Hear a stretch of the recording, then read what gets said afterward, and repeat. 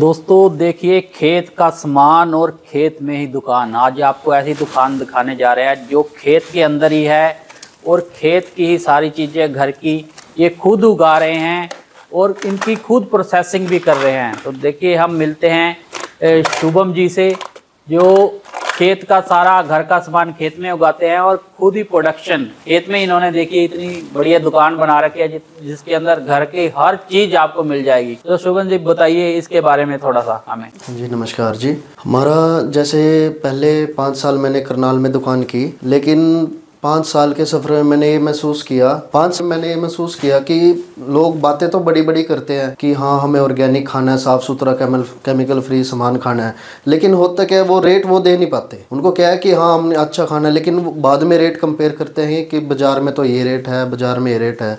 तो 5 साल में मैंने ये सीखा कि वहाँ किराया भी इतना देता था और सब खर्चा पानी तेल वगैरह गाड़ी का, तो मतलब टोटल लॉस में ही गए मेरे वहाँ 5 साल। इसीलिए मैंने सोचा उस आउटलेट को बंद करके अब मैं खेत से ही सेल करूंगा। जिसको यहाँ से लेने होता है वो यहाँ से ले जाता है, नहीं तो हम करनाल में भी उसका डिलीवरी चार्जेस लगा के करनाल में उसको होम डिलीवर कर देते हैं। देखिए, ये प्राकृतिक तौर से 1 एकड़ के अंदर ही इतनी चीजें उगा रहे हैं। आपको ये 1 एकड़ का सामान दिख रहा होगा, 1 एकड़ खेत दिख रहा होगा, तो उसके इस खेत के अंदर 150 तरह के फसलें, सब्जियां, दालें ये इसी के अंदर से उगा रहे हैं और इसी की प्रोसेसिंग। देखिए, खेत के अंदर ही इन्होंने ये दुकान बना रखी है, आपको यहाँ पे दिख रही होगी।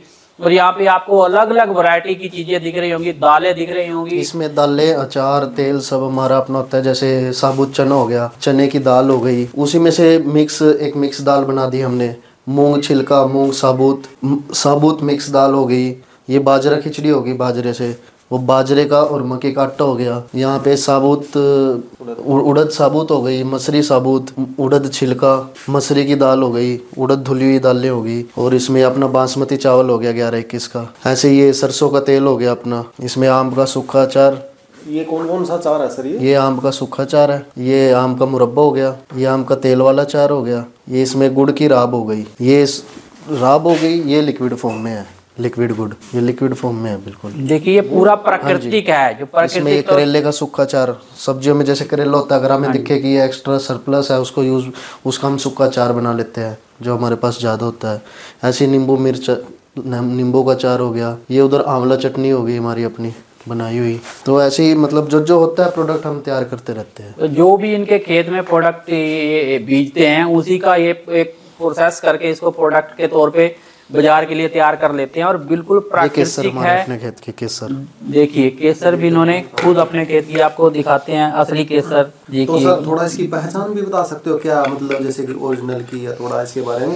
ये तो ओरिजिनल ही है। इसमें क्या होता है वो तो खेत से मतलब खुशबू से ही पता है। देखो जो उसमें जैसे जम्मू की होती है वो जी बहुत बढ़िया खुशबू है और बिल्कुल प्राकृतिक। जैसे जम्मू की केसर, अगर आप उसको इतना यूज करते हो, इसको थोड़ा इतना यूज कर लो, तो ये फर्क है। लेकिन उसमें कोई वो मिलावट वाला वैसा कोई काम तो ये जो आप खेती कर रहे हो बिल्कुल ऑर्गेनिक तरीके से कर रहे हो, यहाँ पे रासायनिक खाद्य भी मिलाते हो? नहीं, बिल्कुल प्राकृतिक। हमने एक चीज लगा दी, उससे जितना हमें मिल गया बस वो बहुत। मतलब कोई उसमें एक्स्ट्रा एफर्ट हम डालते नहीं है, सिर्फ गोबर की खाद का यूज करते हैं और गोमूत्र का। जैसे हम देखते हैं कि किसान अपनी फसल को जाके बाजार में बेचते हैं, उनको इतना रेट नहीं मिलता, मगर आप इनके प्रोडक्ट बना के ये बेच रहे हैं तो कितना का आपको फायदा लग रहा है उसके अंदर? और ये देखिए, अगर किसान अपना प्रोडक्ट के खुद मार्केटिंग करता है तो उसमें फ़ायदा तो होता है, क्योंकि उसमें से बिचौलिया घट जाता है। तो वो जो बिचौलिया लेता था वो सीधा मुनाफा हमें मिलता। तो मैं तो हर किसान से यही कहूँगा कि अपना सामान के प्रोडक्ट बनाकर खुद सेल करें उसको। तो आगे भी हम देखते हैं। देखिए, सब्जियां भी कुछ इन्होंने यहाँ पे रखी हुई हैं, ये भी दिखाते हैं हम बाहर आपको। तो देखिए, हम आपको दिखा रहे हैं कि इन्होंने यहाँ पे प्राकृतिक तौर पे सब्जियां भी रखी हुई हैं और कुछ फल भी रखे हुए हैं।